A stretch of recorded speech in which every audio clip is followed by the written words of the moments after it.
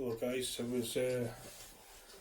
was walking down to Asda this morning just to pick up a few groceries, and as I was walking through my street and walking down the Westway, I noticed that I was looking at the windows and I noticed all these rainbows that kids had drawn in that. I thought that was beautiful, and I was wondering. I know I'm a bit behind on things at times, but I don't have kids myself. It's like, because you could obviously see they were drawn by kids, and it's like that's brilliant that the kids are doing that. And I thought about, like a rainbow. A rainbow is like a sign of hope. It's like something good after a storm, something good coming after a hard time. And I think they're also doing it to encourage the NHS, and I think it's just to keep the kids happy and content as well. So I think it's beautiful. I'm all for it. I think it's great. Now, as I was looking at these rainbows, yes, you know where I'm going. I started to think about the origin of the rainbow and the Bible and where the rainbow came from. And actually, it came from the Book of Genesis, and I'd like to speak a little bit on that today. But unfortunately, this is a bit of a sad story, but nevertheless, it happened. So, and it was God's will. I'm going to start off by reading from Genesis 6. I'll start off at verse 5. And I'm sorry if the reading's bad. This print is so small.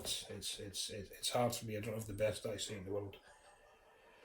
The Lord saw that the wickedness of man was great in the earth, and that every intent of the thoughts of his heart was only evil continually. And the Lord was sorry that he had made man on the earth, and he was grieved in his heart.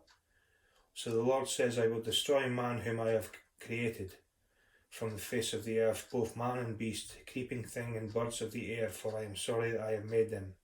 But Noah found grace in the sight of the Lord, and everyone knows who Noah was. So the Lord looked down and he was sorry that he'd made man, because all he was seeing was pure evil, wickedness. They weren't acknowledging him. I mean, the thing is, God's gave free will.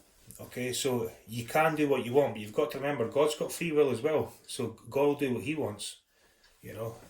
God could have made a robot and we could have all just been going about against our will, praising Jesus, just programmed to do it. No, we're not like that. That's why there's a psalm where He calls us gods in a sense, but He says you all die like men. Now we've got choice. We are mighty ones. We do have choice. We can either serve the Lord or we can reject Him. We can do what's right. We can do what's wrong. We can live a healthy lifestyle. We can live an unhealthy lifestyle. We can do what we want. God's gave us that choice. And unfortunately, all man was doing in that day was just evil continuously. So God decided, okay, I'm actually going to wipe man off the earth. And he saved, but Noah found grace in His sight. He saved Noah and his family. So I'm going to read to you what God told Noah to do. It's just later on in the same chapter. I think it's 6:15. Yeah, I'll start at, this is Genesis 6:14. Make yourself an ark of gopher wood.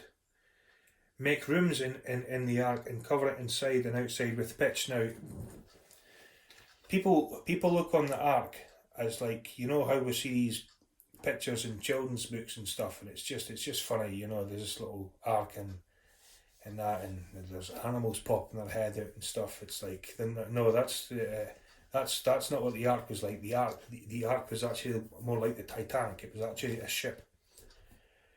So make yourself an ark of gopher wood, make rooms in the ark and cover the ark outside with pitch. And this is how you shall make it. The length of the ark shall be 300 cubits, its width 50 cubits, and its height 30 cubits. You shall make a window for the ark, and you shall finish it to a cubit from above, and set the door of the ark in its side. You shall make it with lower section and third decks. So, we're talking about a massive ship here, 300 cubits long. No one knows exactly what a cubit is. Most people think it's something to do with from the tip of your finger to your elbow or something. That's roughly a cubit. But no, I don't think anyone knows for sure what a biblical cubit was. But anyway, this was a big ship, okay, and Noah started making it on dry land. So obviously people started laughing at him and mocking him. And God gave them 120 years to repent. They could join Noah and their family. God wanted to save animal kind that he'd made. Okay, so he we've heard the story. He commanded them to come on the ark 2 by 2, and a lot of people would say, well, how is that even possible? How could you get all them animals on the ark? And it's like, it's they reckon there'd be about 13,000 different animals on the ark. Now, it wouldn't be every species. For example, we wouldn't have a poodle, a Rottweiler, and a Doberman. No, you just have 2 dogs. Okay, the same with horses. You wouldn't have a Clydesdale and a Puzzler and a stallion or so. No, you wouldn't have that. You would just have 2 horses. You wouldn't have like a zebra and a donkey and all this stuff. You would just have 2 horses. And because things can speciate out. I'm not saying that's evolution. There is genetic variation within us. As you can see, we all look different. So, God sends the flood. Here we go.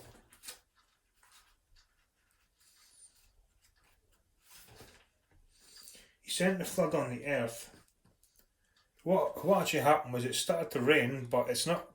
The majority of the water didn't come from the rain. The Bible tells you the water cleaved through. The fountains of the deep broke, burst, and the earth started to flood. It says the earth, the water was covered the whole earth. It was above every mountain by at least 15 cubits. Okay, so the whole earth was flooded, and it was like this for 150 days. That's what it says in Genesis 7:24, and the waters prevailed on the earth 150 days. Noah's deliverance. This is Genesis verse 8. Then God remembered Noah and every living thing and all the animals that were in the ark. And God made a wind pass over the earth, and the waters subsided. The fountains of the deep and the windows of heaven were also stopped, and the rain from heaven was restrained. So God brought it to a halt. Says that's enough, and unfortunately, He chose to take out most of the world, But He kept the seed of man and He kept the seed of animals alive, because Noah was found righteous in his generation. That doesn't mean he was perfect, but I'm not going to go into why he was found perfect in his generations just now, because people just think I'm speaking from complete fantasy. So, here comes the rainbow. Here comes where the rainbow comes in. Genesis 9. I'll start at verse 11. Thus I establish my covenant with you. Never again shall all flesh be cut off by the waters of the flood. Never again shall there be a flood to destroy the earth. And God says, this is the sign of the covenant which I make between me and you, and every living creature that is with you, for perpetual generations, meaning forever, as long as man's about. I shall set my rainbow in the cloud, and it shall be for the sign of the covenant between me and the earth. It shall be when I bring a cloud over the earth, that the rainbow shall be seen in the cloud, and I will remember my covenant which is between me and you and every living creature of all flesh. The waters shall never again become a flood to destroy all flesh. Now, there is absolutely unbelievably massive evidence on this earth that there's been a global flood. Scientists will acknowledge it in a way, but what they try and say is, oh no, there was just a local flood here at one time, and a local flood here at one time, and a local flood here at one time. And that's just complete lies. You know these little layers they've got. They're saying that each of these layers are like 10,000 years each, and you can go back millions of years and stuff. Then all of a sudden you've got a fully preserved tree trunk going through 20 million years of time, fully preserved. Now that's not the way it works. You've got most of the fossil record came from the flood. When look at you ever seen a dead bird or a dead rabbit or something lying about? I think one day there was a dead rabbit lying there one day on my way to work. I used to see it every morning, and it would decay every day. It would just break down and break down and break down until basically it was just like a few bones lying there. It withered away to nothing. Now, they're finding creatures in the earth that are fully preserved, meaning they've been buried straight away, they've been cemented, and they've been fully preserved. They've not had time to decay or rot, you know. And that's evidence that something catastrophic happened, and it buried them immediately. Okay, and that was actually the Great Flood, and you can Google this as well. We've all been I don't want to go into that because I will get laughed at. But anyway, I'm getting laughed at anyway. But anyway, the rainbow is a beautiful thing, and it's I think it's symbolic of, well, the way the world's looking at it is, it's symbolic of something good coming after the bad. So I think it's brilliant that they put the rainbow up, and it was the same in the Bible. God put his covenant there after disaster had happened, and he promised that, look, I won't do that again. You know, that's just, man provoked him to that. Now, he's coming again, and he is going to sort the world out again, but he's promised that he's not going to do it by a great flood. So now we know the origin of the rainbow, but people might say, well, I thought that, well, what do you mean? There must have been rainbows before the flood. Well, no, there wasn't. It never rained before the flood. Just say, what are you talking about? How did the vegetation, the plants, the animal, the trees and that get watered? And the Bible tells you how, what used to happen. You know, it's in, might take a little bit of time, or can I write it down? I think it's in Genesis 2 somewhere. Yeah, Genesis 2, 5-6. Because the plants need water to live. Everything needs water.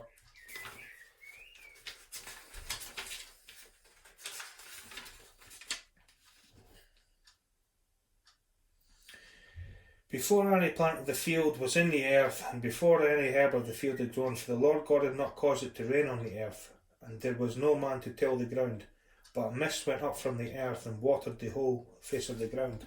So what God done was, rather than rain come, a mist would come up, a moisture, and it would give hydration to all the plants and vegetables and stuff. So Bible's an amazing book. It's got an answer for basically everything.